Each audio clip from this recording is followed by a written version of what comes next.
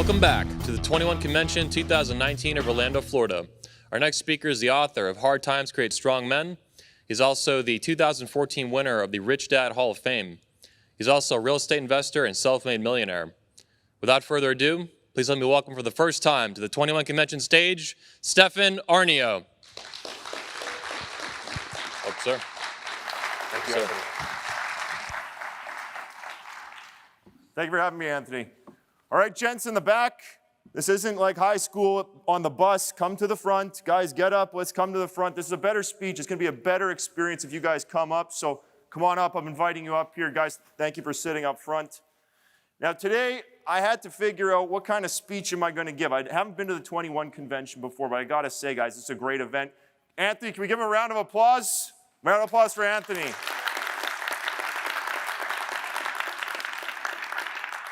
My friend Jack Donovan, I saw him on Instagram. He's talking about the 21 Convention in Poland. I sent him a DM. I said, Jack, what's this thing? He goes, it's a secret convention. It's in a secret location. We can't show the guys' faces. So I said, hey, it's good. I got to go. So here we are. Now, I had to figure out what I was going to speak to you guys about today because, as Anthony said, I am a money guy. So I've made money in real estate, self-made millionaire before the age of 30. And I came out with this book called Hard Times Create Strong Men. Anybody in here read it yet? Okay, great. So Hard Times Create Strong Men. Came out with that book 2017. It made a big splash. Sold out of it twice, actually. So we're on to the third run. And I was watching some of your presentations this weekend. I got to say, I watched some of the ones on the internet, some of the most popular ones. And you guys like talking about picking up chicks. So it seems to me that's the number one thing is picking up chicks, picking up chicks. So for you guys today, my speech today is about reaching your potential as a man, and I'd really appreciate if you took a lot of notes. The notes are for you, not for me. When you write something down, you're going to retain 70% of what you write down. When you just listen, though, you're only going to retain 10%. So go ahead and take lots of notes today. Now, my speech today, guys, is not the following. Number one, it's not about the 40-day water fast I did in the jungle last year. 40 days, no food, just water for 40 days. I won't be talking about that, but if you want to talk about it, we can talk about it later. Number two, it's not going to be about beating cancer. Last year in the jungle, my doctor told me I'd be dead in 2 weeks. She said, if you go on chemotherapy right now, you're going to have a 2% chance of living in the next 5 years. I said, sorry, went to the jungle, fasted, came back, cancer was gone. We won't be talking about that, although it's a cool story. We're not going to be talking about how I had 8 girlfriends at one time and was a big womanizer. I know some of you guys probably want to talk about picking up girls. We can talk about that, but we won't be talking about that today. It's not going to be about becoming a self-made millionaire before 30, although some of you guys want to make money. We'll talk about money a little bit today. I noticed that a lot of speakers this weekend talked about how having money is important as a man, but not a lot talked about how to actually make money. So we'll talk about money a little bit. And the last one, this speech is not about slaying pussy and becoming a pussy slayer. Sorry, gents. But what we will talk about is reaching your potential as a man. Now, here's the key. If you reach your potential as a man, if you build yourself, if you invest in yourself, if you bet on yourself and grow yourself more than anyone else, you can have all the above. You can have the health, you can have the wealth, you can have the happiness, you can have the 8 girlfriends if you want that, you can have the good relationship. But the key is if you don't invest in you, who else will? This life, guys, this life that you're in right now is a game, and he who invests in himself most wins. I got to applaud you for being here this weekend because there's other guys at home eating Cheerios and watching cartoons on Sunday morning. There's other guys who are up late partying all night. They didn't come in this morning. You guys are here investing in yourself, so you're doing the right thing. Now, my book, the title is Hard Times Create Strong Men. Strong men create good times create weak men, and weak men create hard times. Who's heard that little poem before? Okay, good. That's by a friend of mine, G. Michael Hopf. I had G. Michael on my podcast some weeks ago. He's a writer. I think he's written a ton of books. And that little cycle, that little truism, is the cycles of history. And that cycle takes about 80 years to go around. Now, I'm a real estate guy, and I made my first $1 million in real estate before the age of 30. I started out with $1,200 of cash, and I was a guitar teacher when I was 22 years old. I went to school for, first it was a musician. I wanted to be a rock star when I was 16. I said, Mom, Dad, I want to be a rock star. I want to be a rock star. And my mom said, that's a horrible idea. My dad said, that's a horrible idea, but we support you. Go to music school, and then maybe if you go to music school, you can become a rock star. That's bad logic. But I ended up going to music school. I went to the jazz program, learned to play the double bass, electric bass, became a guitar teacher. I took a job as a guitar teacher. I didn't even know how to play guitar, but I took one lesson right before the kids were coming in, so I teach them what I learned the last week. That's how to be a guitar teacher. Just stay one lesson ahead, you'll be fine. So I was a guitar teacher making $10,000 a year in my mom's living room. Parents were divorced, I was living at my mom's house. And I had this burning desire to be rich and famous. I wanted to be rich, I wanted to be famous. Of course, if you want to be a rock star, there's some rich and famousness that you want there. And so I went to the music school, I was in the jazz program, and after 6 months, I dropped out of that. And then I went next to the business school. I said, well, if I can't be a musician, maybe I'll go and I'll learn how to issue stock on the stock market and become like the Wolf of Wall Street. This is way before the Wolf of Wall Street came out. But I wanted to issue stock, sell stock. They didn't have that course, so I dropped out of the business school. Then I went to computer science. I got good grades there, but I dropped out of that. And finally, I went to the registrar of the university. I said, how do I get out of here without shaming my parents? She said, if you take 2 poetry classes, you get an English degree. So I went and took 2 poetry classes, got an English degree. And after school, it was 2008, I was making $11 an hour answering the phone, selling luxury hotel rooms to rich people in a call center in Winnipeg. And I was done at 3, 4, 5 in the morning so the company would pay for a cab ride home. And I realized my life at age 22 had become a complete and utter failure. I wanted to be a rock star. And age 22, I'm working in this motherfucking call center, making $11 an hour. And there was this big dissonance in my mind between where I wanted to be and where I was. So I lay on the couch for 3 months, had post-grad depression. And then finally, I read this little book called Rich Dad, Poor Dad. Anybody read Rich Dad, Poor Dad? I read Rich Dad, Poor Dad, and it said, anybody can become rich if they build a business and invest in real estate. I said, hey, that sounds good to me. I'd like some of that passive income. Anybody in here like passive income? Okay, good. We'll talk about that a little bit today. I thought passive income, that sounds good. When I go to the mailbox, I got all these checks from these guitar students, but I have to stay in this motherfucking living room and teach these kids every week. And what's interesting is the guys who signed up for guitar, they just really wanted to pick up girls. So we're teaching guys how to play guitar to get girls. That was the business. So I got these checks, and I'm like, I'd like to get these checks passively without having to sit in this living room. So I ended up selling all my music gear. I went and took a real estate seminar. It was a Donald Trump 2-day weekend real estate seminar. Spent all my money on it.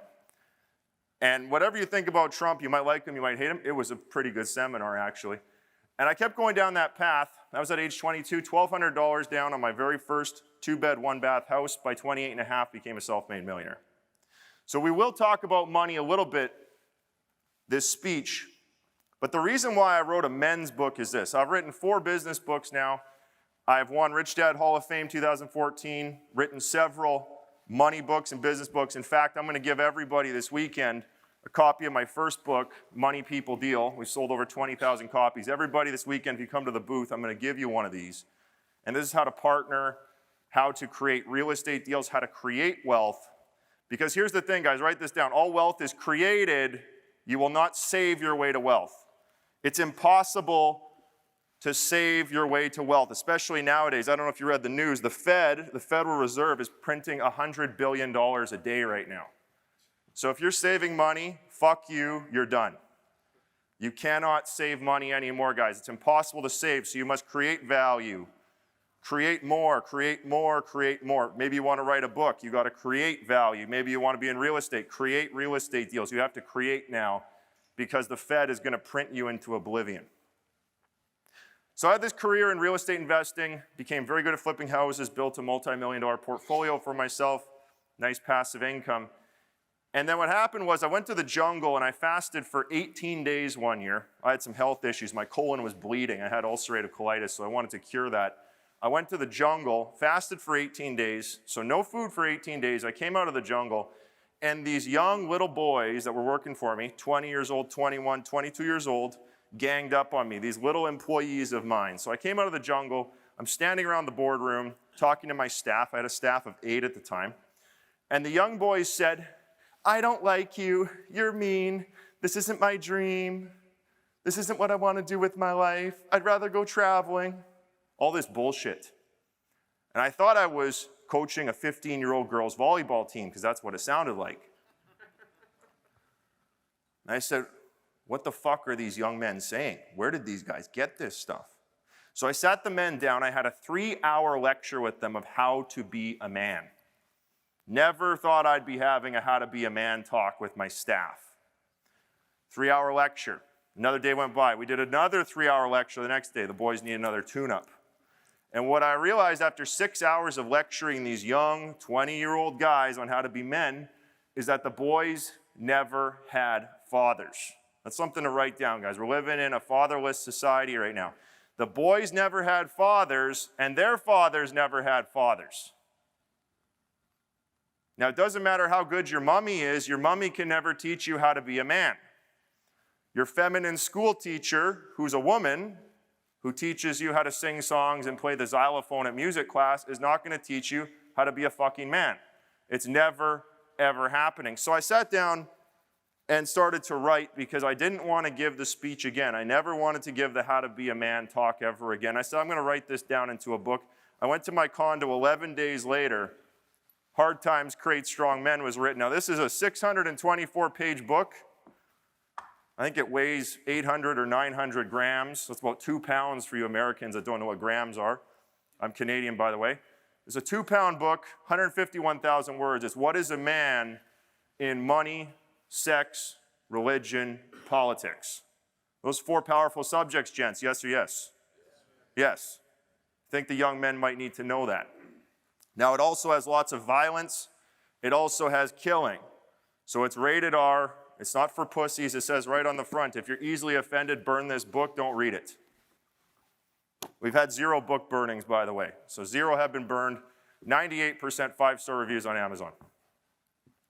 So I wrote this book because the young men didn't have fathers. And what this talk is, the Hard Times Create Strong Men talk, is this is the talk that a father would have with his son in the garage, away from the women, away from his daughter, and away from his wife. Now, gentlemen, is that going to be a different talk than the politically correct, I love you, mommy, and I love you, daughter talk? Yes or yes? It's going to be a little different. It's going to have some fucking swears in it. It's going to have some naked girls. It's going to have all the good stuff that you guys go to Hollywood and you pay $15 to see a movie on the weekend. So I made sure I had an illustrator draw a whole bunch of naked girls and cool shit in the book so that when you're going to spend $15 at the movies to go see some titties, you can come see it in Hard Times Create Strong Men instead. We're competing with Hollywood. Jack Donovan said a brilliant thing on the weekend, or in his talk. He said, we are competing with $1 million budgets for attention. So we have to make our content good. We have to make our books good. We have to make our stories good so people want to read it. Now I'm going to say it again. This is the cycle of history in case you didn't get it the first time. It's an 80-year cycle. Hard times create strong men. Strong men create good times. Good times create weak men. Weak men create hard times. Now if you haven't got the book yet, page 401, I've got this cycle of history. I'll break it down for you here. Every 80 years, this is something to write down, every 80 years, humanity forgets everything it knows. Because what happens is, the people who lived through World War II, my grandmother, who's 99 years old, bless her heart now, is blind and deaf, lived through World War II and all the horrors of it, is now dying. She doesn't want to live anymore. She'll be gone soon. Bless her heart. Great lady. But the people who lived through the communist Russia, the 20 million people killed in communist Russia, they're not around anymore. The people who fought on D-Day, they're not around anymore. The guys who had to bust into the death camps and bail out all those skeleton people that were emaciated from not eating, they're not around anymore. And what happens in our society is every 80 years, we forget everything. So we repeat history because we forgot. We forgot how bad communism was. We forgot how bad World War II was. We forgot how bad it really was because hard times create strong men create good times create weak men create hard times.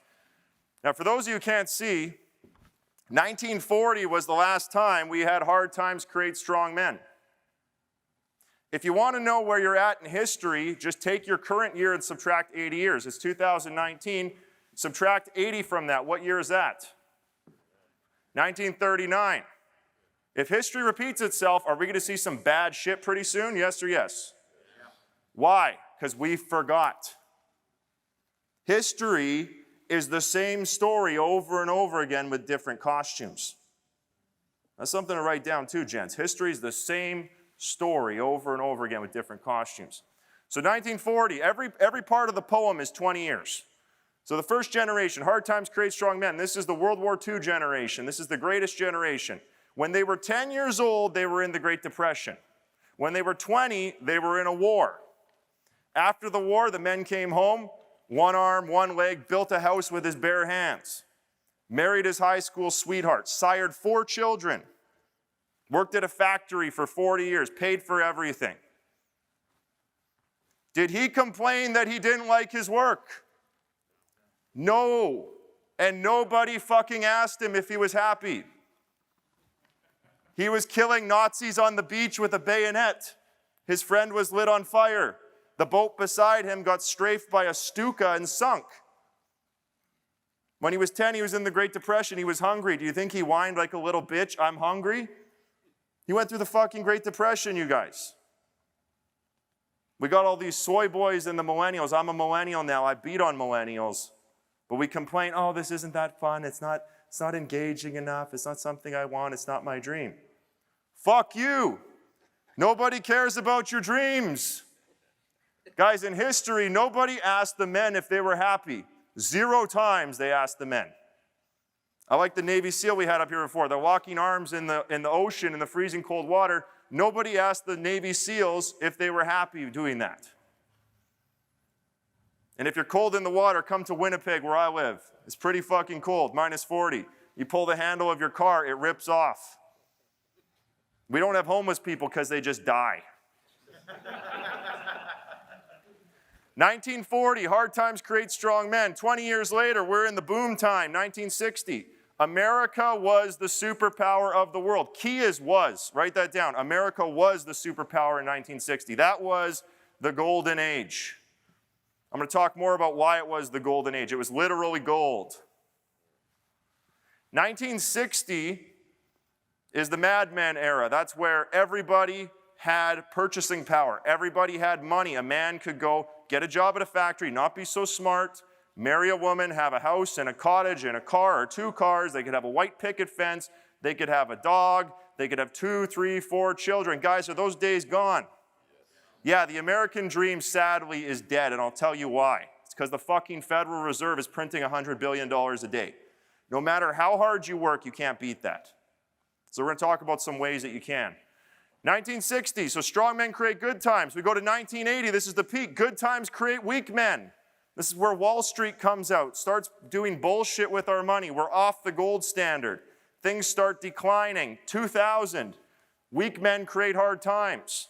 You got bullshit like George Bush just having wars for no reason. You got guys like Barack Obama being president in that cycle, and look where it takes us. 2020, hard times create strong men. So guys, are we going to have some problems pretty soon? If 80 years is a cycle of history, is it going to get bad soon? It's going to get bad. Here's the thing. There's an 80-year cycle of war. So if it's every 80 years, what are we going to have?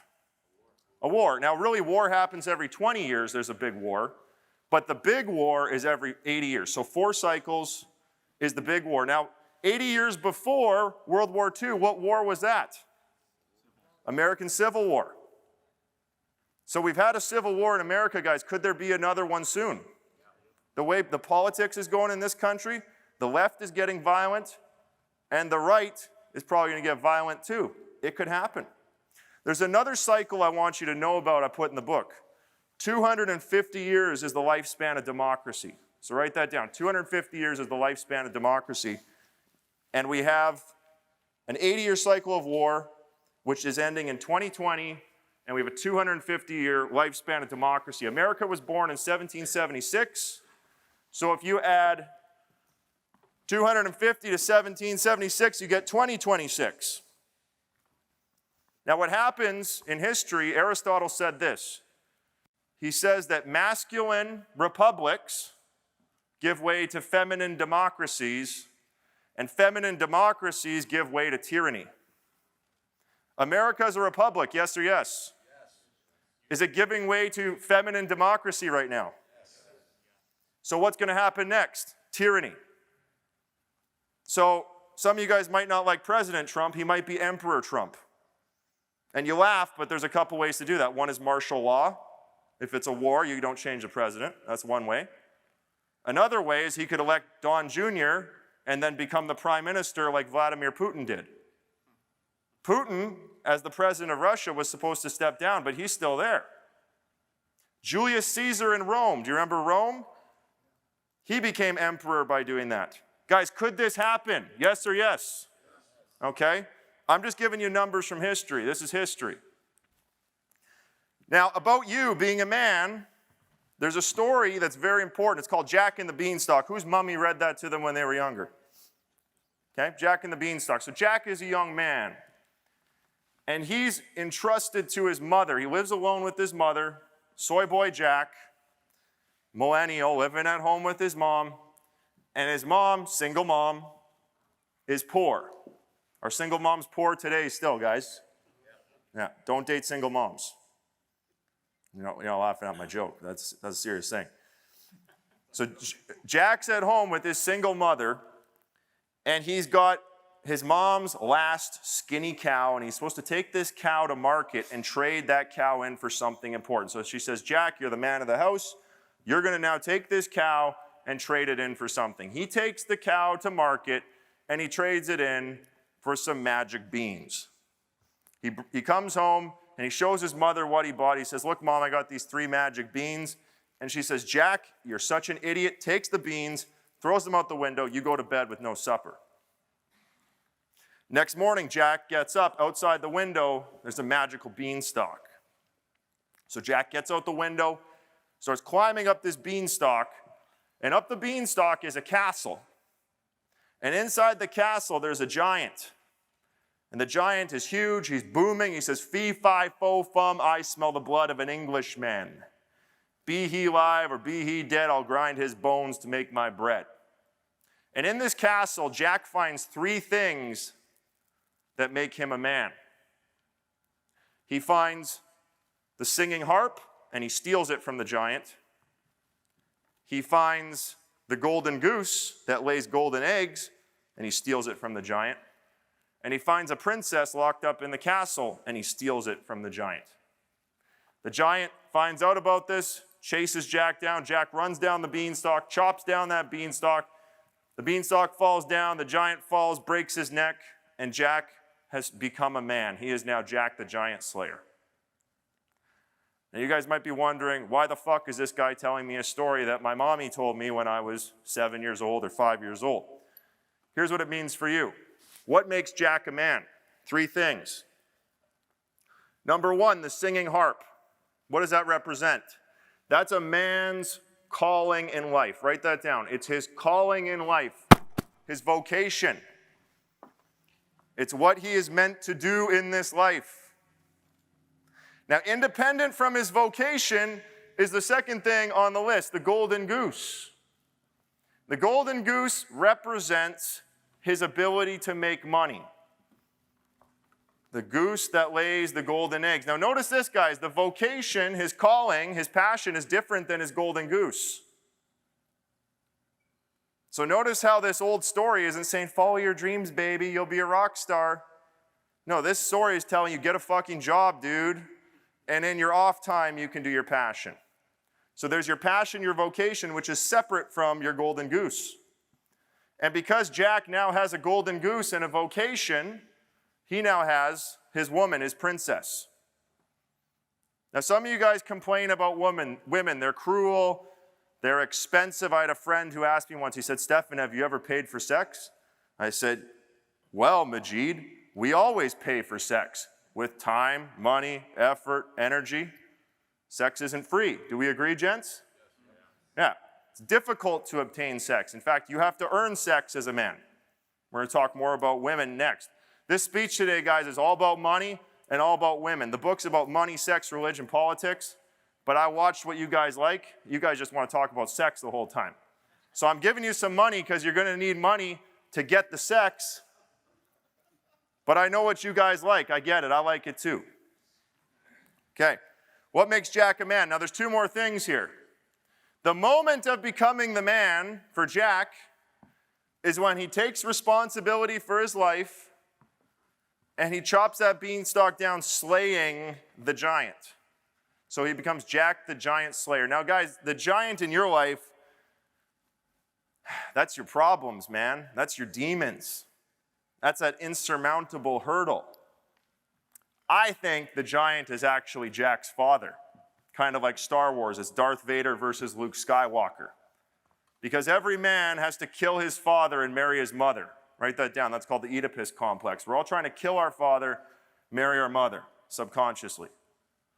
So Jack kills his father, marries his mother, and the moment he takes responsibility for his life is the moment he becomes a man. Now here's the trick question, guys. Are there guys out there, are there motherfuckers out there who are 60 years old and still haven't taken responsibility for their life? Yeah. My father's one of them. So I had the weak man as a father. My mother divorced him. He wasn't making enough money. Guess what? That's a real thing, guys. If you don't make enough money, what's your woman going to do? She's going to say, fuck you, you're the man, get the money. Now, they talk about equality and feminism and women's rights and all this stuff. Guys, do women really want to be equal with you? No, women are hypergamous. Write that down. They're hypergamous. They want someone better than them. Do they want to actually split the bill with you? No, they want you to fucking pay.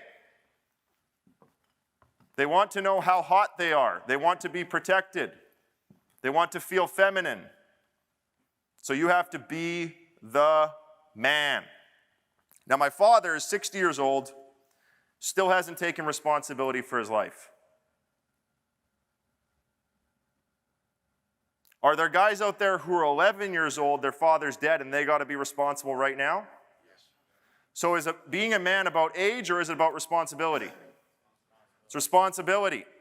So the moment you own everything in your life, and you own even things that aren't even yours, that's when you become a man. And the size of man you are is in direct proportion to the amount of responsibility you take. I'm here talking to you guys today. This has nothing to do with my business in real estate.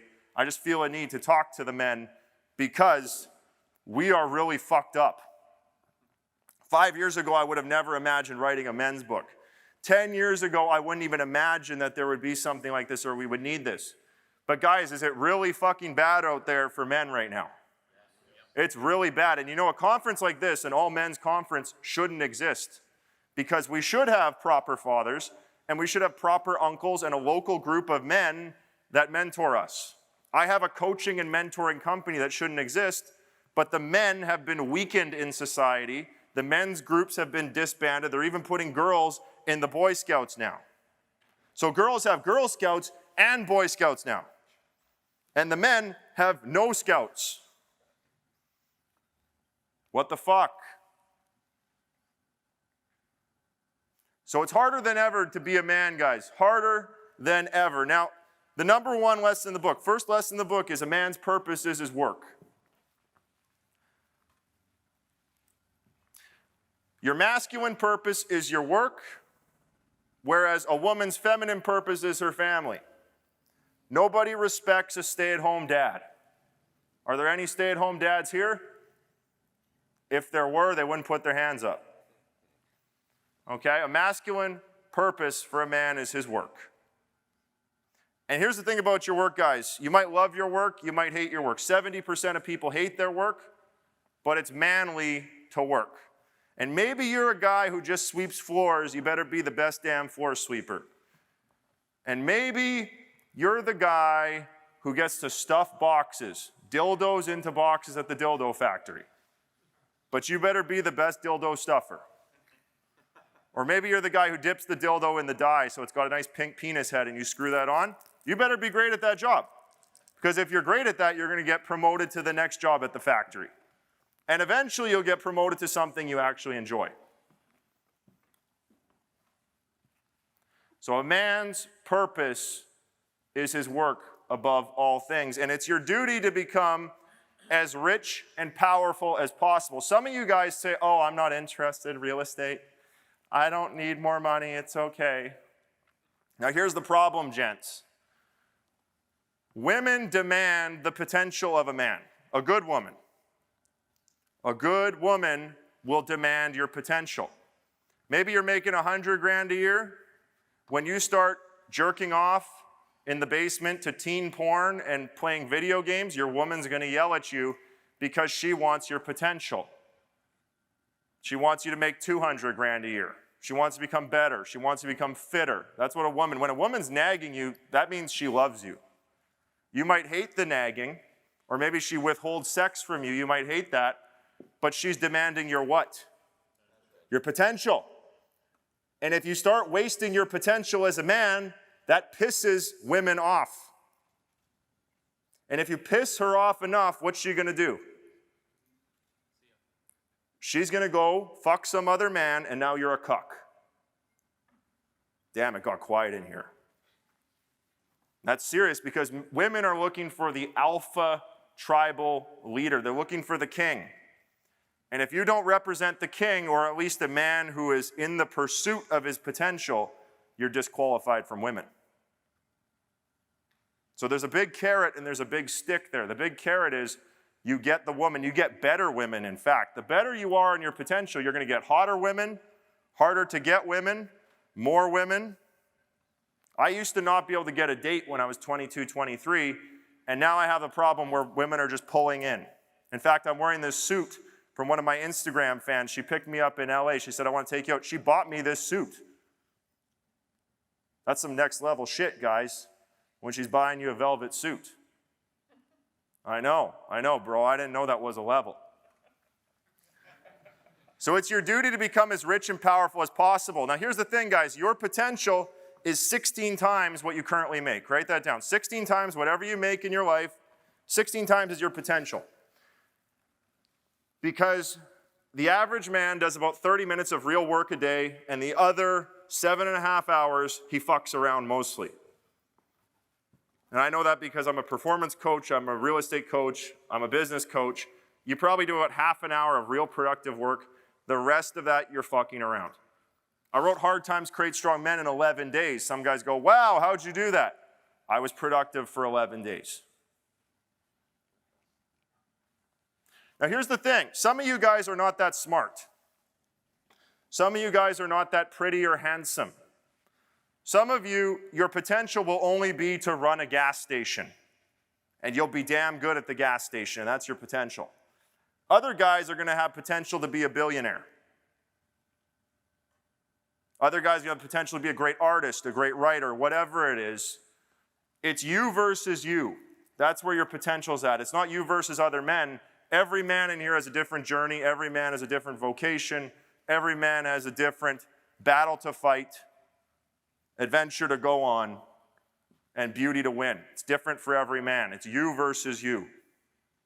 That's one thing I love about the Navy SEALs. I've had several Navy SEALs on my podcast, and in the Hell Week, they run the men until they break psychologically, and then they keep running them, and they break again, and they break them again, and they break them again, and they break them again, and they want the 50 guys who can break the most. So if you can do 2,000 push-ups, they want 3,000.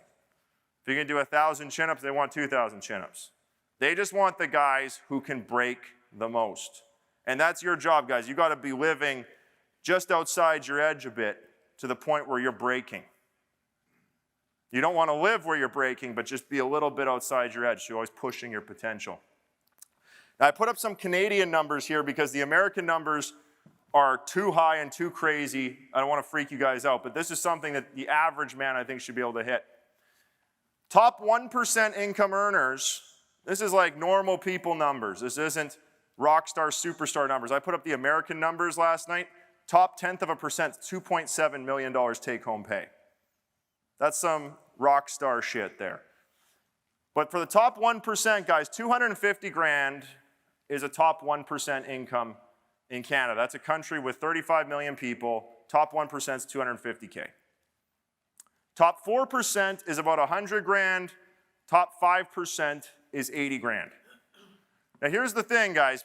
The men out there who have families and wives and women out there are really seeking the top 3% of men. Write that down. Women are seeking the top 3%. Because the top 3% of men can afford a family. And I tell this to my sales guys who live and work in my office. I bought a mansion. The young sales guys rent rooms from me in the mansion. It's the premier of Manitoba's house. For those who don't know what the premier is, that's like the governor. So I got the governor's house. And I rent the rooms to the young boys, and I say, if you guys aren't making 100 grand, you can't afford a girlfriend.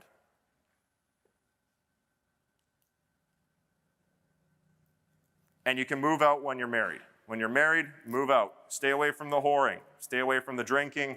Stay away from the drugs. Get on your purpose. Get good at your purpose. So you need to be in one of these categories, top 5%, top 4%, top 1%. How many of us in here want to be top 1%? Okay?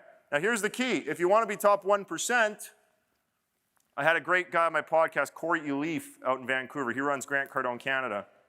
You can get to the top 4% by training and discipline alone. Write that down. Training and discipline will get you to the top 4%. It'll get you 100 grand. But the transition from the 100 grand to the 250 grand is a key thing. That's where you have to get your whole life together. So that's usually where a guy gets married or he gets a girlfriend. He stops whoring, he stops drinking, he stops gambling, his home life is together, his meals are made, his bed is made. That's when he goes from 100 to 250.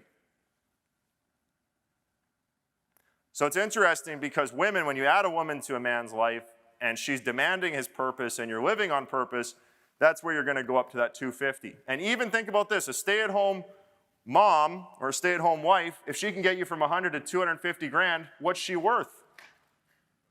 She's worth $150. So why would you send her to work to be a fucking secretary for 30? Yeah, round of applause for that. Think about that. Right? And think about this. You get tax splitting advantages, and a stay-at-home mom is worth 80 grand. So if your wife isn't making at least 80 or 100 grand, tell her to stay the fuck home, and you can go to work and start hitting these real numbers. And guys, 250 grand to even live on that nowadays? Fuck, man. I make way more than this, and I'm like, how the fuck do people live? I was in LA for a month. I was in Hollywood. Dude, there was a $45 pineapple at the store. Fuck. I don't know who's eating that pineapple, but not me. Now, there's 3 things you need here, guys, to get wealthy. It's from my friend Dan Locke. I want you to draw this triangle down. Number 1 thing you need is a high-income skill. I teach house flipping, I teach sales, I teach negotiation. Those are all high-income skills. A high-income skill is something that can make you 100 grand or more. Might be copywriting, might be marketing skills. I don't know, whatever your high-income skill is. Some of you guys are engineers or computer science guys, whatever. High-income skill is number 1. Once you have your high-income skill, you got to learn to invest in high-yield investments. This is where my company, Black Card, we train real estate investors. So if you're somebody who wants to be a real estate investor, by the way, this is me without the beard. Now I have the beard, I went to the jungle. If you're somebody who wants to be a real estate investor, have passive income, you want the high yield investments or you want to flip houses, this is a place to go. Training with us is not cheap. The real coaching starts at $19,000, goes to $73,000. But if you spend 19 and make 60, is it a good deal? Of course. Now here's the thing, guys. It's not for bitches. If you're a bitch, don't apply.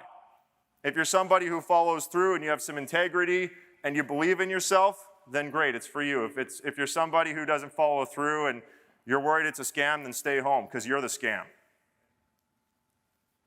You see what I did there? Seriously, guys, that's an important thing. If you think something's a scam, that's a mirror looking into yourself. You're the scam. Because you're the guy with no integrity who doesn't follow through. Damn, dude. Third part is you want to build a scalable business. So once you have your high income skill and your high yield investments together, then you build a scalable business. You might never get there. Scalable business is where you become RFR. Anybody know what RFR stands for? It's an investing term. Really fucking rich. Write that down. If you want to be RFR, really fucking rich, you build a scalable business. But don't do that first, because if it doesn't work, you're going to be broke. Now I want to talk to you guys a little bit about the only real money in history. I brought with me a gold coin. Now who in here has never felt gold before? Everybody in here is fucking holding gold like a pirate? Like, come on. Who hasn't felt gold before? You, sir, come up. Come up, run. We don't have a lot of time. Come on. Come up here. So in my pocket here, I've got real money. This is gold. Stand up here. Come up. This is gold, and this is fiat currency. Fiat means fake. This is a Canadian dollar. We have coins in Canada. We don't have the fake $1 bills. So when you go to the strip club, you got to put 20s in instead of ones. I know you guys are putting the ones in here in Florida. Okay. Put your hands out, man. Okay, what do you want to feel? Real money or fake money? I'll do the fake first. Okay, this is fake fucking money. Feel the fake money. Okay. You ready for the real money? Yeah. Fuck. Fuck, he says. Okay, go sit down. Thank you. Give him a round of applause. Now here's the thing, guys. It takes 1,800 of these Canadian dollars to get one of these gold ounces. The Canadian dollar is 70 cents on the US dollar, by the way. So it takes 1,800 of these. Now the government prints on this. It's going to take 50 of these to get one of these. Is the government lying to you? Can we get a big yes? Yes. The government is fucking lying to you. It takes 1,800, not 50. Because we're off the gold standard. That's a big problem nowadays. Big problem for you, because back in ancient Rome, gold never changes value, by the way. Write that down. Gold never changes value. It never goes up. When you see the price of gold go up, what that means is your money became weaker. So in ancient Rome, you can get a fine toga, a haircut, and a pair of sandals for a piece of gold. In today's world, you can get a finely tailored suit, a haircut, and a pair of shoes for an ounce of gold. So gold never changes. But here's what changes. Look at this, 1968, gold, write these numbers down. Gold was $39.31. It took you, at minimum wage of $1.25, to make a piece of gold. 31 hours to get a piece of gold. At McDonald's, being the dumbest guy ever, flipping burgers. 31 hours. Today, federal minimum wage in the United States, by the way, it hasn't gone up in the last couple of years, $7.25. Nobody can live on that. It takes you 174 hours to get the same gold. It used to take 30 hours in the 60s. Now it takes 174 hours. Guys, can you work and make it these days? Can we say no? No. So you have to start owning some real estate. You got to get smart. You got to become entrepreneurs.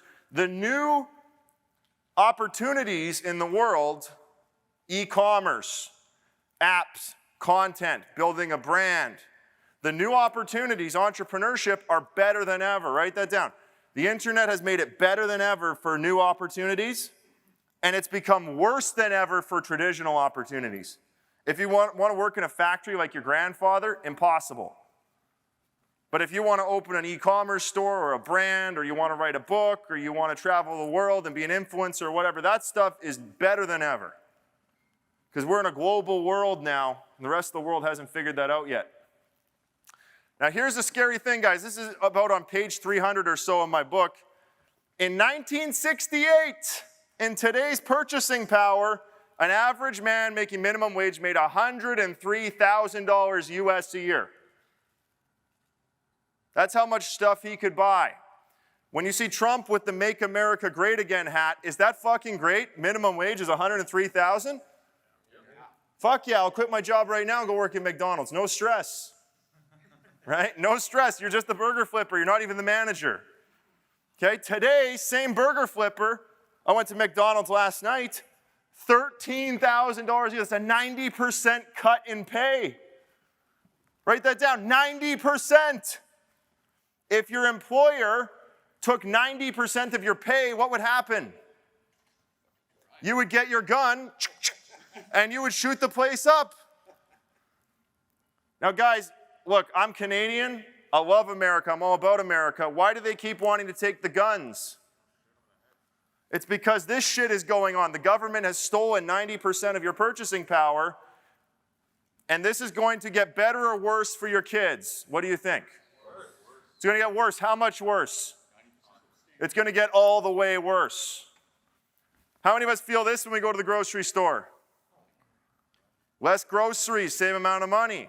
I used to work for Frito-Lay. We put chips on shelves. Less chips, more money. You open the bag, it's all air. Who notices that? Yeah, I know.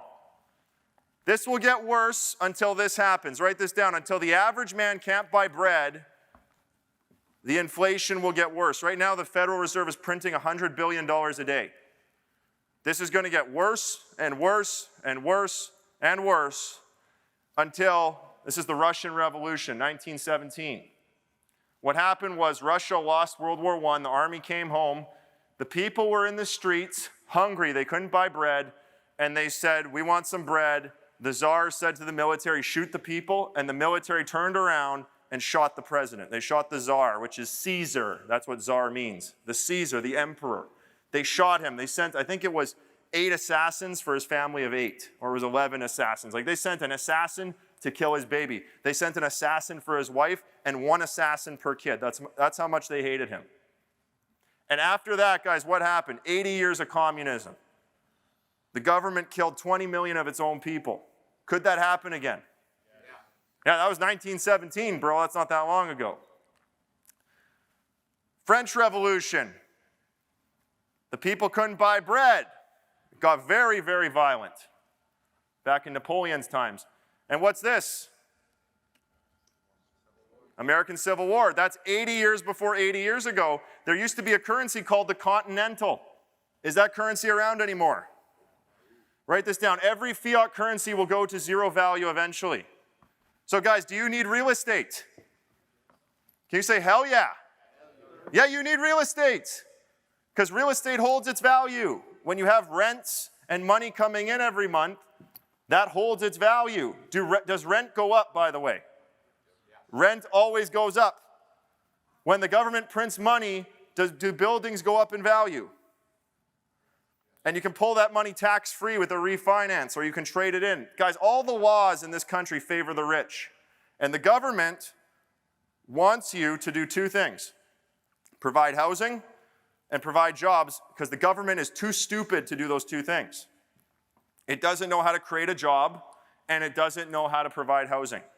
So all the tax breaks in this country are for people, actually every country, are for people who provide housing and jobs, because the government doesn't know how to do it.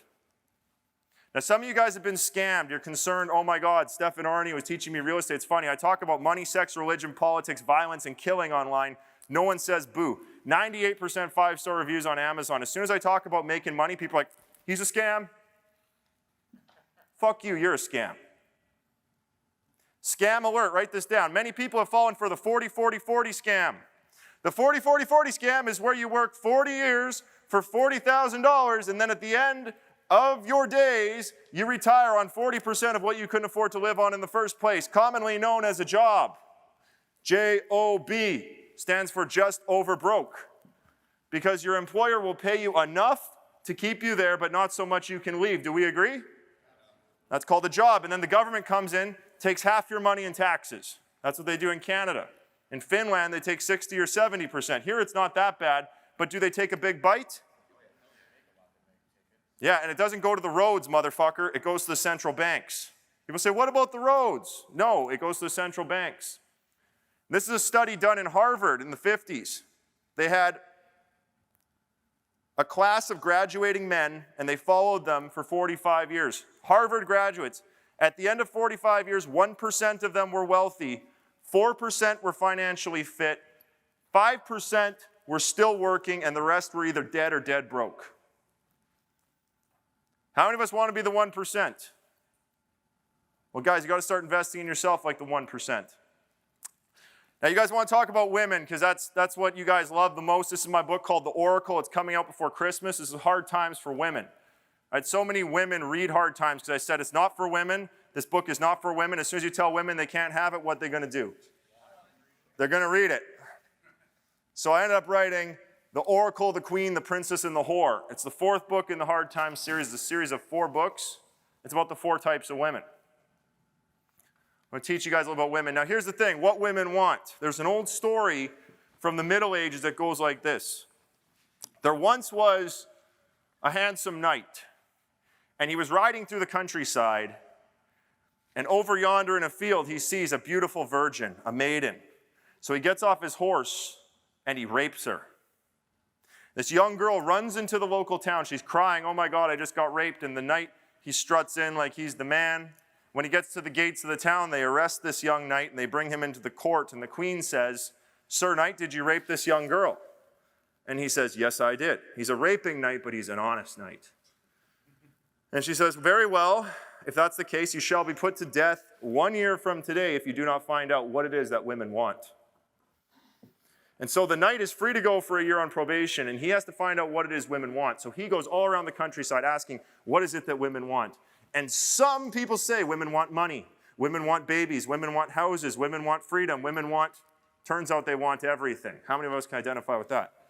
Everything and all at once. Touch me, don't touch me. You've heard that. So it's the last day of the year, and he's not sure what it is that women want. And this old beggar witch, this oracle says, "Sir Knight, I have what you desire." He says, "Tell me." And she says, "Well, if I tell you, you have to marry me." So the knight says to the oracle, "I'll give you what you wish if I'm saved." And she whispers it in his ear. So he goes to the court, last day of his probation. And the queen says, "Sir Knight, do you know what it is that women want?" And he says, "Yes, I do." And he tells the court, and the queen goes, "Damn, that's the best answer I've ever heard. You're free to go." And he leaves, he starts to walk away, and then the old beggar witch comes out and says, Sir Knight, we have an agreement." And the queen says, "What's that?" "This knight agreed to marry me if I told him what it is that women want." And the queen says, "Very well, is that true?" And remember, he's an honest knight, so he says yes. And that night they are to be married. And so they're in their wedding bed that night, and the oracle leans in for a kiss. She says, Sir Knight, won't you lean in and kiss your bride?" And she's ugly, and she's old, and she's disgusting, and her skin's hanging down, and she's drooling, and she's got a googly eye. And he's like, "Oh my God, no." And she says, "Sir Knight, please, won't you kiss your bride?" And she wants to consummate that marriage with sex and with a kiss. And he's like, "Oh my God." And finally she says, "Sir Knight, won't you lean in and kiss your bride?" And he leans in and kisses her, and she becomes this beautiful young maiden, and they live happily forever after. And you might be wondering what it is that women want. Gentlemen, get your pens. This is ancient knowledge. Women want mastery over their men. But there's a paradox. If it was so easy, why don't you just do whatever she wants? She wants mastery over her man that can't be mastered. And men, we want a paradox too. Our paradox is the virgin whore. I know. We want to defile the virgin whore. That's what all the pornos are made out of. Cheerleader porn, babysitter porn, teen porn, 2 cheerleaders, 2 babysitters, whatever. That's the virgin whore. And girls, what do they like for porn? 50 Shades of Grey. Christian Grey, he's a billionaire. He's ripped. He's got a 6-pack. He's got a helicopter. He's a billionaire. And somehow he takes this little 21-year-old girl. That's the ultimate hypergamy. And she masters him somehow. This little 21-year-old secretary masters the great Christian Grey. So women want mastery over their men that can't be mastered. Now, there's 4 types of women. Oracles, queens, princesses, and whores. Women are born princesses, and depending on their virtue and their purity, they either become queens, they become married, or they become defiled, and they become whores. Now, in our society these days, guys, are we living in a whore world now? I don't even think they make virgins anymore. They're just not even made. So if a woman becomes married and she becomes the queen, that's your queen demanding your potential. And then one day when her husband dies, she'll become the oracle, the old grandmother who's very wise and she's seen it all. Women drive men into the future. Write that down. Women drive men into the future. If you want to reach your potential, get a woman. She will drag you there kicking and screaming.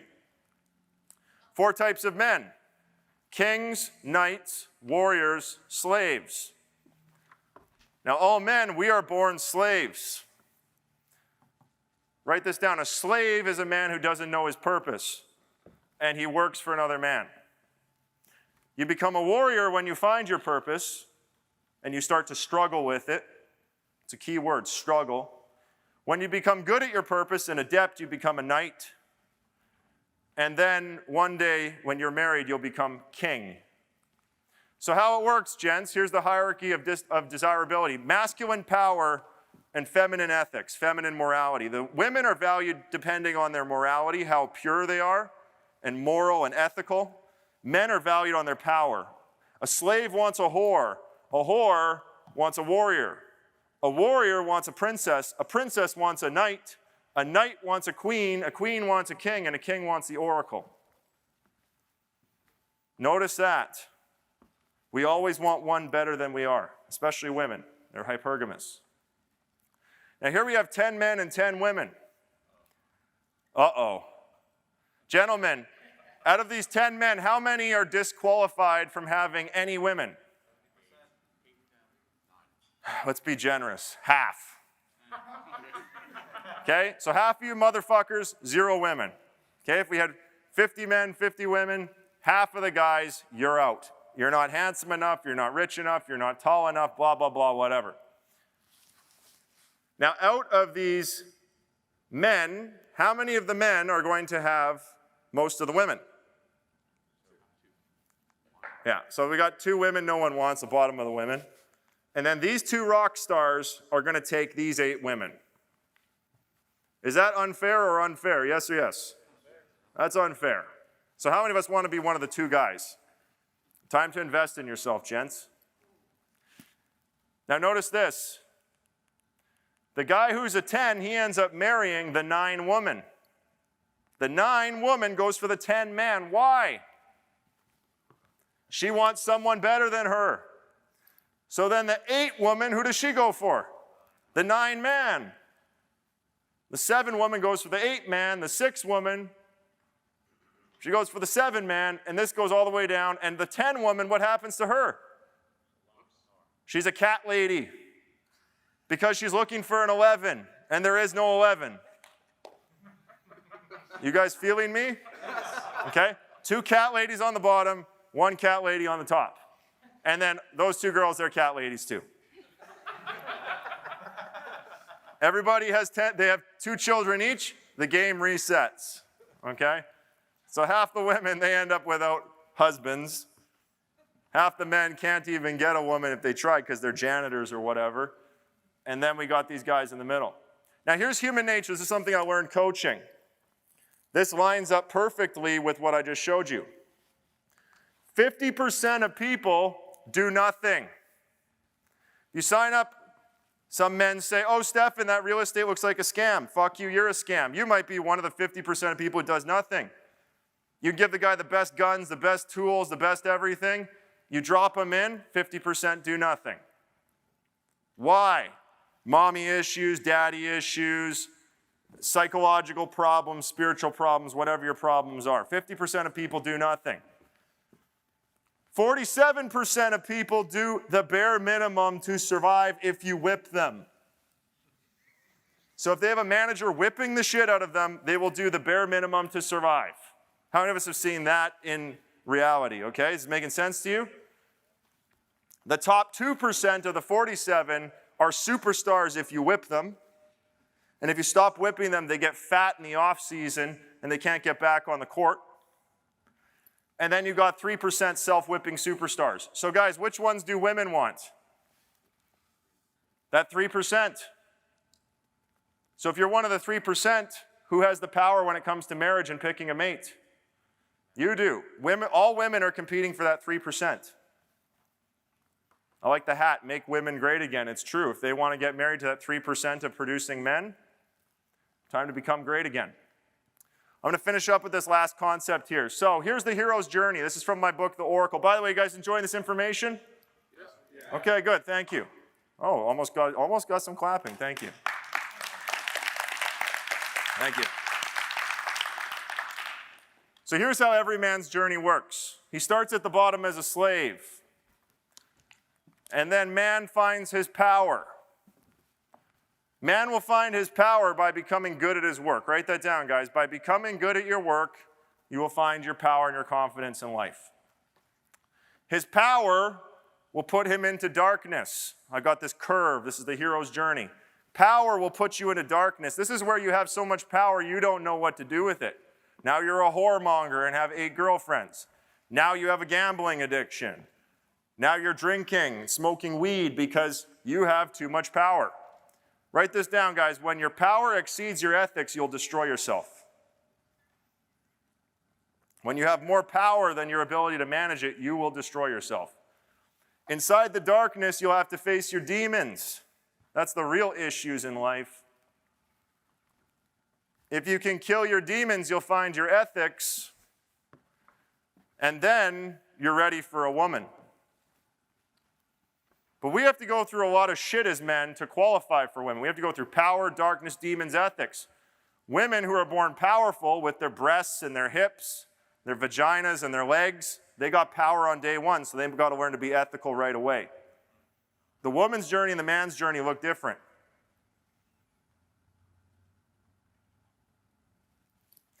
When you find your woman, you'll marry her and you'll reach immortality through children. Because we all want to get laid, get paid, and live forever. That's what we all want. Get laid, that's the woman. Get paid, that's your purpose, your money. And live forever, that's reproducing with children. How many of us notice this is every story ever told? Hands up. Every story ever told is this story. Star Wars is this story. Odysseus is this story. You know, the Aeneid, the Bible, every story is this. It's the only story ever told. And what ends up happening here is it's a cycle. You go from power to darkness to demons to ethics, which will put you back into power, back into darkness, and that goes around and around. Just like hard times create strong men create good times create weak men create hard times. This is a cycle. You'll go through it over and over again. I want to finish up with this quote, one of my favorite quotes ever. It's from the movie Wall Street. Man looks into the abyss, and there's nothing staring back at him. And in that moment, man finds his character, and that's what keeps him out of the abyss. I want to thank you guys for being here today. I'm going to offer everybody in here a book, Money People Do. If you want to come to the booth, come get a book. If you enjoyed this information, please get a copy of Hard Times. They're for sale today. Check out Black Card University, and I want to leave you with this, the self-made man. You guys are all here seeking something, and what you're seeking is your potential. Do we agree? Yes. A man's purpose is his work, and your duty in this life is to find your potential. And on that journey, I say this, you're self-made, and you are on a journey. I salute you in the pursuit of your highest and greatest self. Thank you very much for having me, gents. Come visit the booth.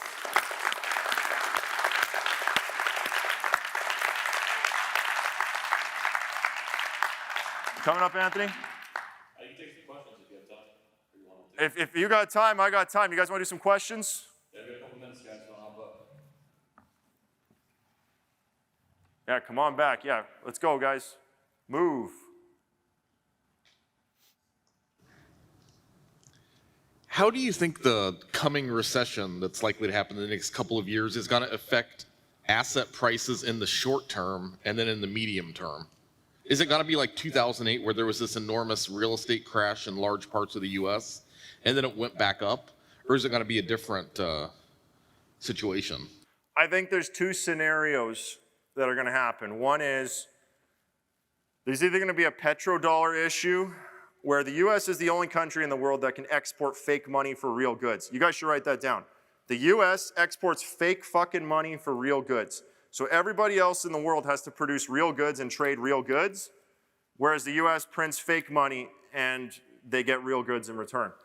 So if there becomes an issue where China, Russia, Iran, and some countries with air forces that can actually fight decide they don't want the US dollar anymore for oil, there's going to be a real fight and a real problem. The other issue that could happen is there could be some sort of American Civil War. And I don't know what that is. So those are two events. By the way, if you guys want to read more about that kind of stuff, there's a book you can read called The Fourth Turning by Strauss and Howe. They've got those predictions written out. This book was written forever ago. And they've got the cycles written out all the way back to the Middle Ages. And they even talk about the petrodollar. They talk about all this stuff I'm talking about. I'm not a genius. I just look at the trends. So here's what's going to happen. Interest rates are going negative right now, which is fucked up. It's never happened in history. Interest has been 7% for forever. The last 300 years, it's been 7%. Right now, you can see interest rates going negative. The Fed is printing more money than ever to stimulate the economy.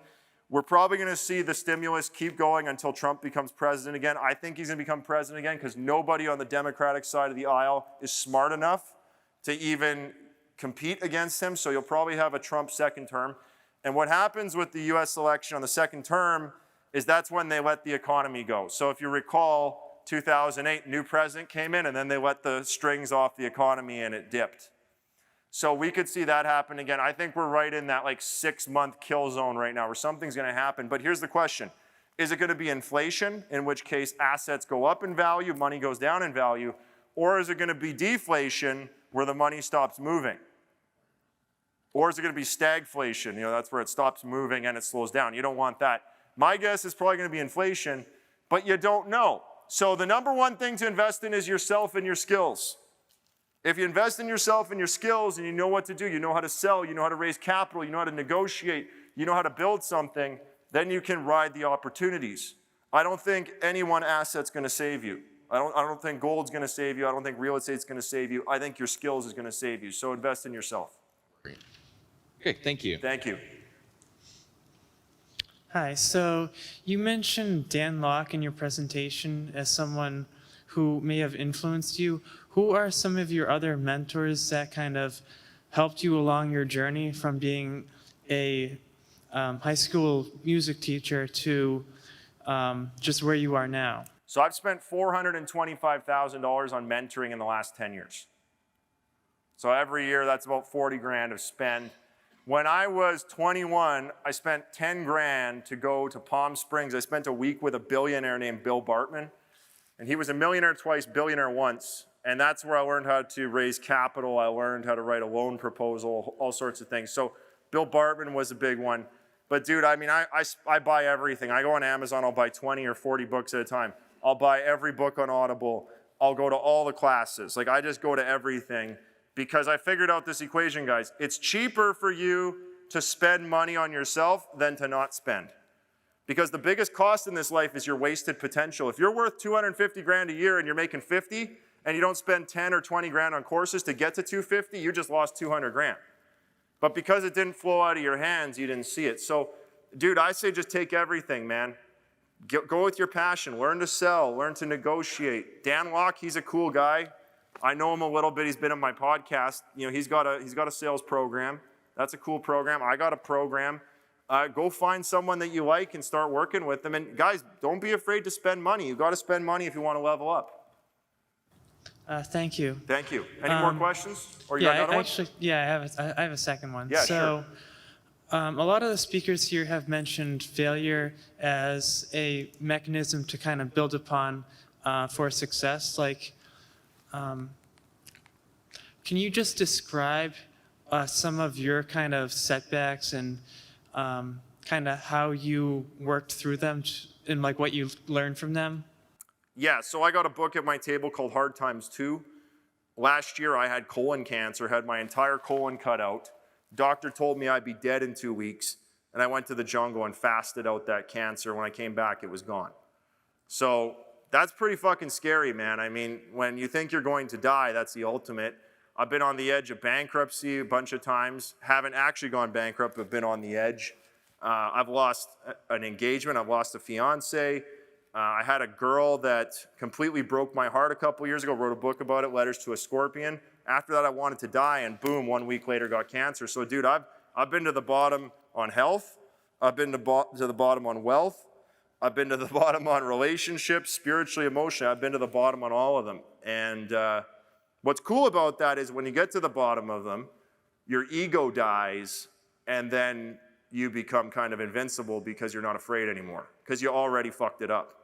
So I'd say to you, man, I mean, I got a letter I wrote to myself in Letters to a Scorpion, and it's called Break the World.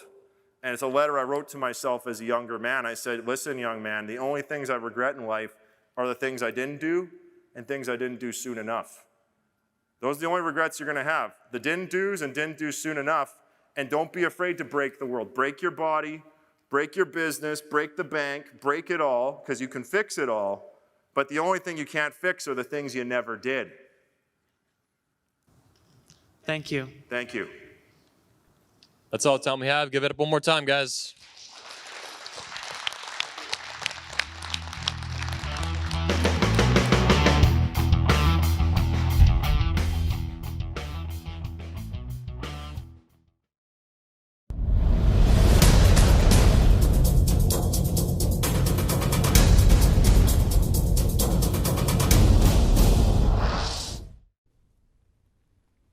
George Bruno and the 21 Report. We're at the 21 Convention, the final event of the decade, and I'm having a conversation with Stefan Aarnio. Welcome. Thanks for having me, George. Absolutely. That was a great presentation. You just came off the stage. What is your impression of the audience and of the event so far? I love the event. Very high quality men, diverse group of guys. I was doing my own research, watching, I think, the top 3 videos that Anthony sent me. And seems like you guys like talking about picking up chicks. So I had to put some picking up girls in the presentation. And then I noticed that no one this year is speaking so much about money. So I brought the money and the real estate to the table a little bit. And I thought it was a good match to bring the money and the girls, because without women, there's no reason to get money. Right, right. I thought it was a good pairing. Thank you. It was, you know, how you pair wine with certain meals. I feel that your speech was a very good pairing. And talking to a lot of guys on the way up here to the studio, most of them really loved it. That's great. There was a visual too. I would see guys and I'm like, so what did you think? They go, they did this, like their mind was blown kind of thing. And I thought, wow, good. That said it all. Well, you know, I had to cram a 16-hour Hard Times Create Strong Men book into an hour, and then I split it up with the Oracle, my new book, the Oracle, the Queen, the Princess, and the Whore. Yeah. So I wanted to bring, what is that, 20, 30 hours of content into an hour. That's hard to do. And somehow I finished it right on the nose. Yeah, fantastic. All right, well, rather than talking about the presentation, because that people will see that video. Right. And digital is forever. So people are going to be watching that for the next 5, 10, 15, 20 years. Let's talk about some other things. You're an author. You've written a lot of books. Tell me about the first book you wrote and the most recent book. Great. So my first book I wrote was this one here, Money, People, Deal. And it was 2011. I was a struggling young entrepreneur. So what was that? Oh my gosh, 7 years ago. So I was in my mid-20s. And I had some success. I owned, you know, some buildings, and I had some passive income, and I was starting to flip houses and stuff. And I went to this seminar, and this guy said, hey, you got to learn to write a book. And I thought, oh, well, I have an English degree, and, you know, I'm thinking, oh, well, I can write, and sure, why not? So I ended up buying this $3,000 how to write a book course. And I went home, and it sat on the shelf, and I didn't do anything with it. And then finally, somehow I got fed up, and I ended up writing 120 blogs in 120 days. And I took the top 30 blogs, made into this book called Money, People, Deal. And within the year, I raised $5 million of capital for my real estate deals. That book launched my coaching company, my education company, which is, you know, my passion now. And then it sold over 20,000 copies. And I'm from Canada, Canadian bestsellers, 3,000 copies. We've done 20,000 copies in Canada. So it's been a real success to build a platform off of a book like that. Teach people how to raise money, how to build a real estate portfolio. My newest book, it's the Hard Times series. So Hard Times Create Strong Men is the first book in that series, all about power and being a man. Yes. The second book in the series is this one, Dead Man Walking. It's all about darkness. The third one's about demons, and the last one's about ethics and women. That's the Oracle, the Queen, the Princess, and the Whore. So I ended up with this Hard Times project. Never planned on writing about men, but I found that the men were so screwed up, so weak, didn't have fathers, and I just been doing this out of a labor of love and passion. It's great to come here and talk to you guys because this is the perfect audience for the Hard Times project. Yeah, yeah. As far as recruiting men for learning, you are a huge proponent and a student yourself. You invested a lot in yourself.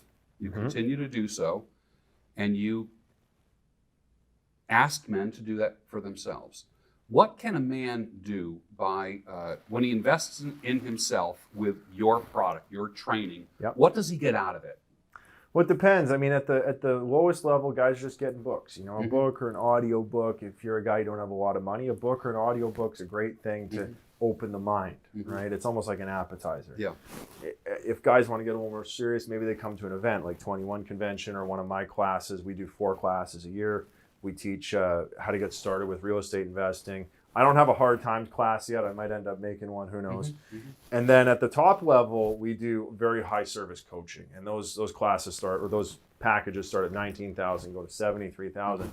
But those classes, I mean, the starter ones is we literally walk you through getting your first deal done with none of your own money, real estate deal. So you spend 20, but you'll make 30 or 40.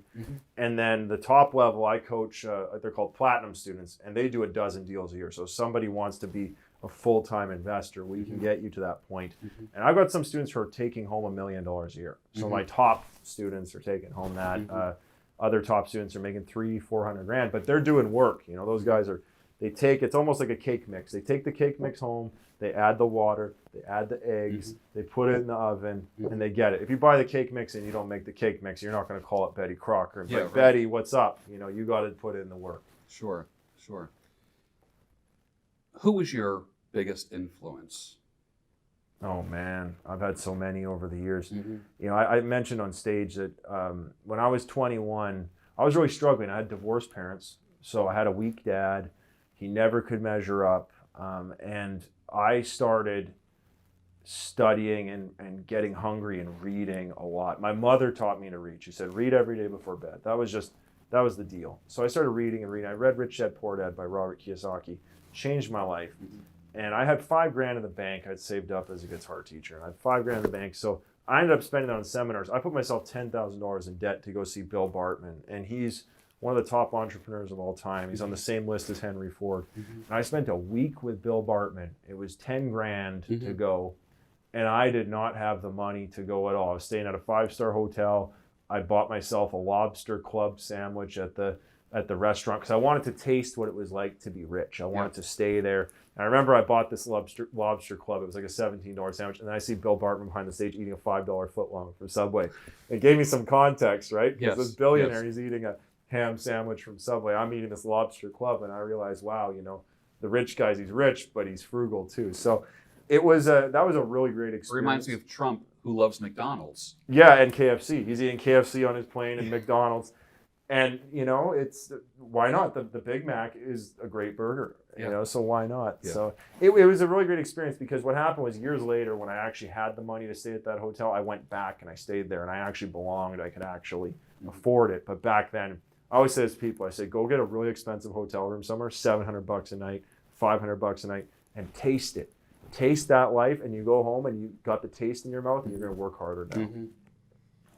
Reminds me when I was in Poland, I got upgraded to business first class, and it was just phenomenal, just unlimited everything. I just had my own little concierge flight attendant. Yeah.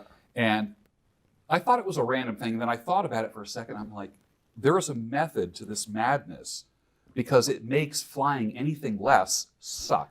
It does suck. Yeah, absolutely. And you know what I said to my assistant? I said, look, I'm 33 now.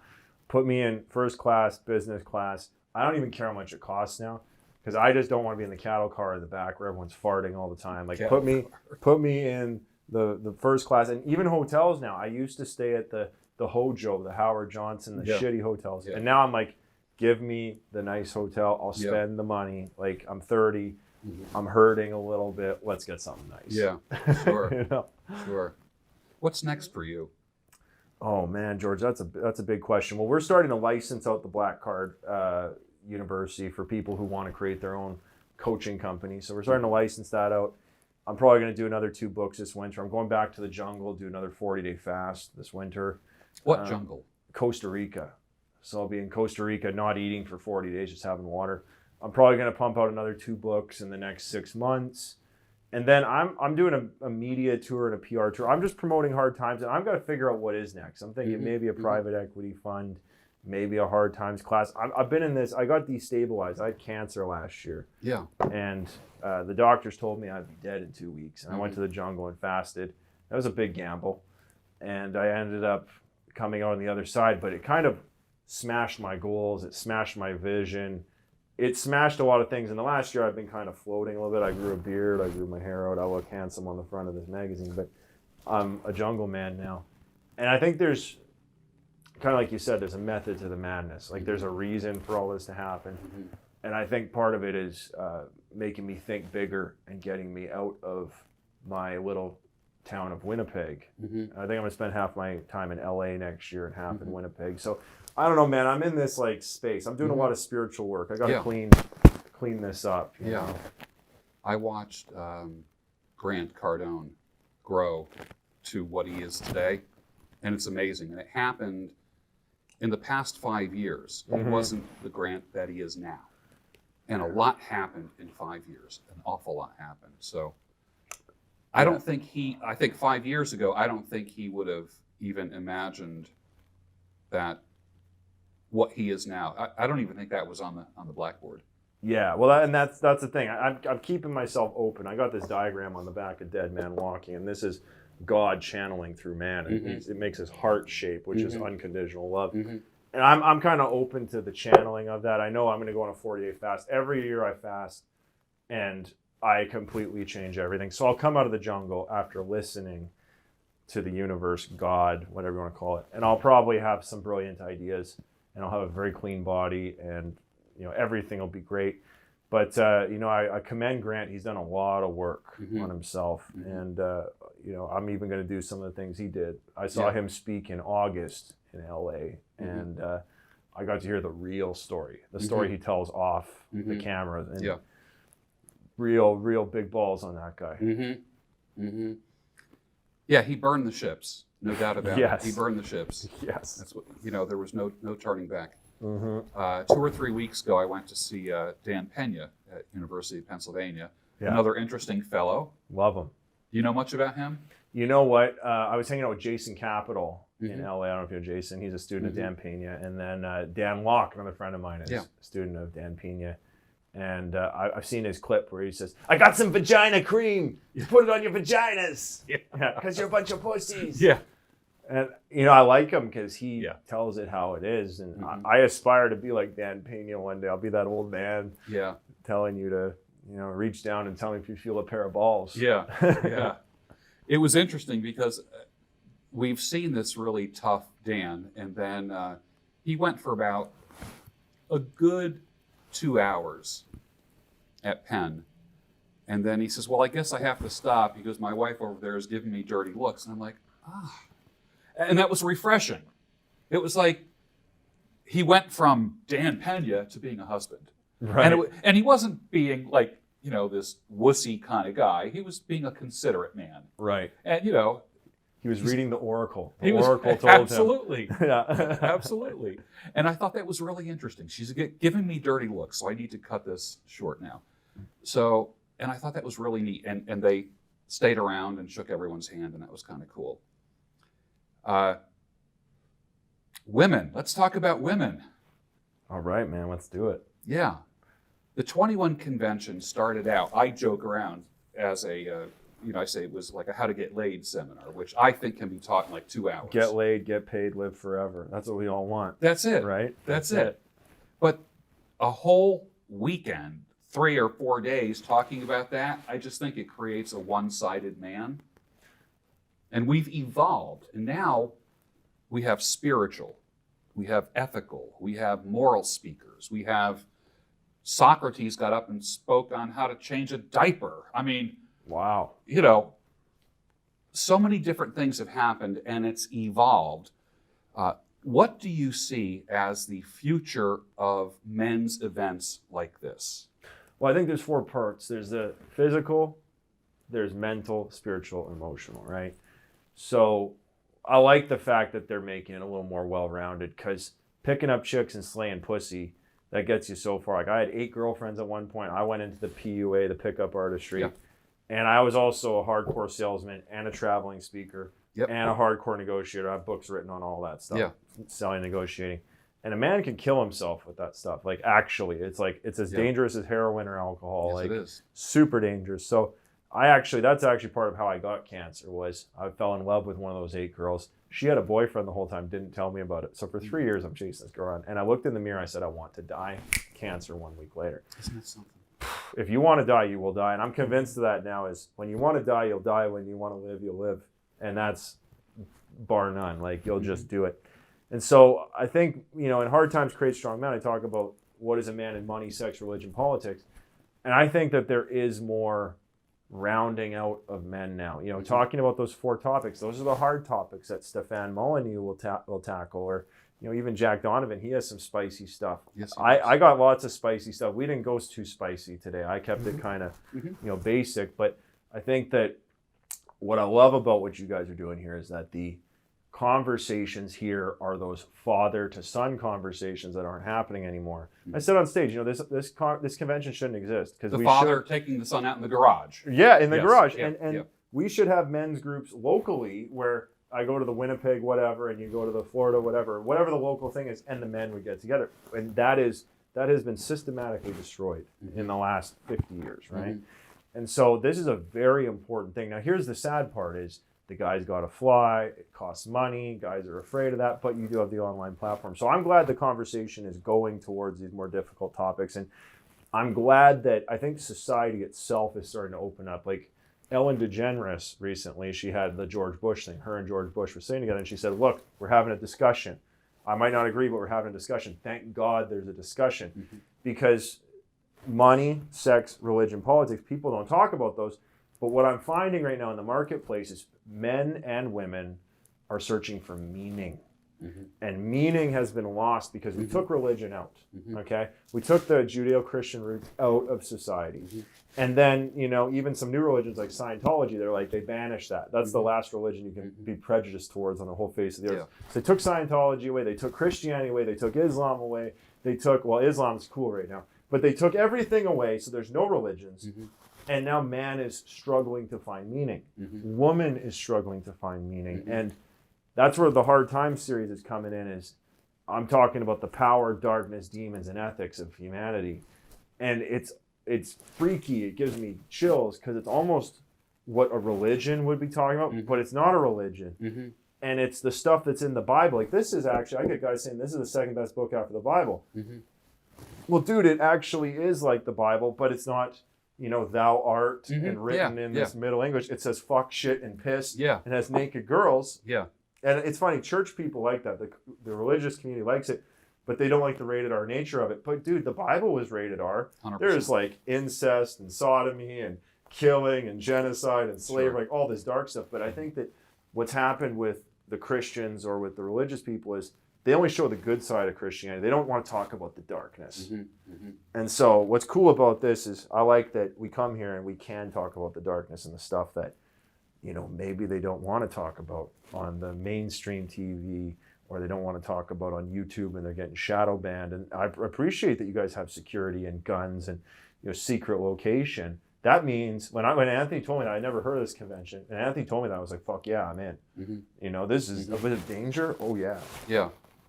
Yeah, well, you were surrounded by more firepower than you can ever imagine.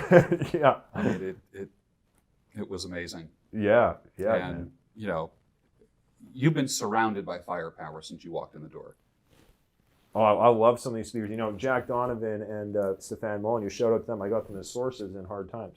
And it's cool because I binged out on Stefan Aarnio one summer. I said to him, I said, dude, I binged out on your stuff one summer. It was all I did. Was just, I just watched his stuff and I ate butter chicken in my apartment. Yeah. And that was it. And then, Jack Donovan, I binged out on his books too. And he's incredible guys. And it's really cool. I'm one of their peers now. I'm on the stage with them, which is super cool. Yeah, it's interesting, isn't it, when you go from reading someone's books to sharing a stage with them. Never would have imagined that. But I also kind of felt, and goes back to that belief of living or dying. I remember I had the belief I want to be on Stefan's show. Well, Stefan was just on my podcast. He has my book now. I so saw I'll probably the be on his show. podcast. Yeah. It was great. Awesome. It was great, yeah. Thank you. Well, we got to talk about him, which he never gets to talk about. He's interviewing someone else. And Yeah. we got to hear the truth of Stefan Aarnio. Yeah, that was a good broadcast. Loved it. Yeah. What is the pain in your life? Oh, What is dude. the wound in your life? Well, I think I suffered from things that other men have suffered from. For the first part of my life, well, from about my teenage years, I suffered from my parents' divorce. And I remember I was 17 and my mom was like, hey, I'm divorcing your dad. And I actually feel like I caused that because what happened was I went to work with my dad and I came home and I complained about my dad. I said, Mom, Dad works like 4 hours a day and I don't understand what he's doing. And we had this like female bitch fest, me and her. I was a teenage boy. I didn't know what the fuck I was doing. If I go back in time, I'd slap myself. And so my mom ended up divorcing my dad because he wasn't really working. He wasn't making money, all this stuff. And that divorce, I remember I said, it's okay. I'm 17. I'm an adult. I can take it. And that fucked me up hard, man. And I think at any age, a divorce with your parents, it ruins your archetypes. So you're perfect man, you're perfect woman, no matter what age. When you find out that's untrue, it destabilizes you. And then another thing that really shattered me was I was engaged to a girl when I was in my mid-20s. I loved her. I was her first kiss. Took her virginity. I loved her, loved her, loved her. Her dad had a lot of abuse in her. And we got engaged, bought her a house, took her to Disneyland, Disney World, 4 trips a year, did everything for this girl. And I ended up, the wheels fell off the bus. And I ended up with a broken heart, and I became a merciless womanizer. Horrible womanizer. Yeah. And I had 8 girlfriends. The pendulum went in the other direction. Oh, I call it the Dark Knight. Men are slaves, warriors, knights, kings. I became the Dark Knight. I had power, I had money, I could travel, I could fly in different girls on different days. I'd have one leaving the back of the hotel, I'd have a different one in the front, and I became a very, very bad man. Then that manifested into cancer, and then I'm here now. So I said on stage, I've been to the bottom in money, almost bankrupt. I've been to the bottom in relationships, where you want to die. I've almost been dead 3 times in the last year. So I'm running out of stuff to be afraid of, George, because I've actually broken everything and fixed it all now. So we're running out. It reminds me of the movie, one of my favorite movies of all time, came out probably 4 or 5 years ago, called La Grande Bellezza, The Great Beauty, an Italian film. Yeah. About a man who he created the social scene. Like, social scenes in Rome would not exist if it wasn't for him. And he turns 60 years old and he realized, wow. I mean, he had rooftop parties and he was the man. And it was about his come to Jesus moment. And he had a friend who, he was with a buddy who didn't have 2 nickels to rub together. And the man said, well, I got to go now, and we're going to watch TV. Me and my wife are just going to watch our favorite show on TV. And then this man who was the life of Rome, you just see his face sink because he just wanted to veg on the couch and watch a show with a woman that he loved. But he had 100 women, people chasing him everywhere. Yeah. But he envied his simple friend who just wanted a sandwich and to sit with the woman that he loved. And it was just, if you get a chance to watch the movie, it's profound. Someone like you will extract so much out of this. Dude, I mean, I watched this other movie, Phantom Thread. You ever see that one? Yes. Yeah, Phantom Thread. I'm watching Daniel that movie. Day-Lewis. Yeah, I'm watching the movie with my mom at her house. This is when I had cancer. Yeah. So I just had my colon cut out, and I got a freaking poop bag hanging from me, and I'm watching this with my mom. And my mom loved that because she could just lord over me. Yeah. And we're watching the Phantom Thread, and I'm looking at this, and this is a rich guy. He's got a castle in England. He's making the dresses for the richest women. He's got all these people working for him. He's a rock star. And I think he has his like ex-wife working for him, and she's sitting at the table, and she's Yeah. like, she's like, don't put that there. And he's got his little whore that he got from like at the diner or whatever. Yes. And I'm watching this, and I'm like, God damn, like I'm watching myself, like this master of this one thing, and he can't just get the basics of life. Like the Yes. guy's a rock star, but he's like, it's like a savant. Like he plays the most beautiful piano, but pisses his pants while he's playing the piano because Yeah. he can't do the basics. And Yeah. I'm like, oh my God, I'm feeling this guy right now. Wow. So That was a very profound move. I'm surprised that it didn't go further than it did. it's a tough time. I mean, it was a great film. Like it was a film, not a movie. Yeah. Right. People are watching the Avengers or the fucking 5th Spider-Man make, like, oh, we're going to watch Spider-Man start out for the 5th time. Yeah, He's yeah. black now and disabled.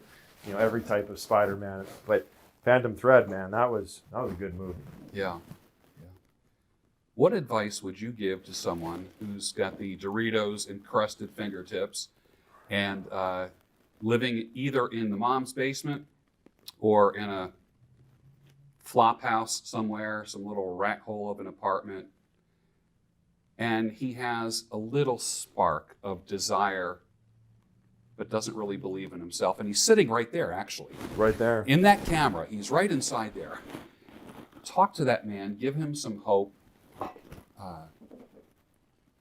in the Stefan way. Well, I mean, it sounds self-serving, but I tell them to read Hard Times Create Strong Men, and I get testimonials every day from men who go, wow, I've been banging my girlfriend for 8 years. I'm finally going to marry her after reading Hard Times. Wow, I couldn't get a job. Now I'm on my purpose. So, that book, I would say, get Hard Times Create Strong Men. Start investing in yourself. If you're living at mom's house, move out at all costs. It'll wake you up. I mean, that's what you need, bro, is a wake-up moment. And Hard Times Create Strong Men is that hard dad talk that you probably haven't got in a while or ever got it. So get started with a hard talk and let's go. Slaying your personal darkness, climbing to the top of the mountain. We talked about that today. A conversation with Stefan Aarnio. Thank you, sir. Thanks, George. Appreciate you.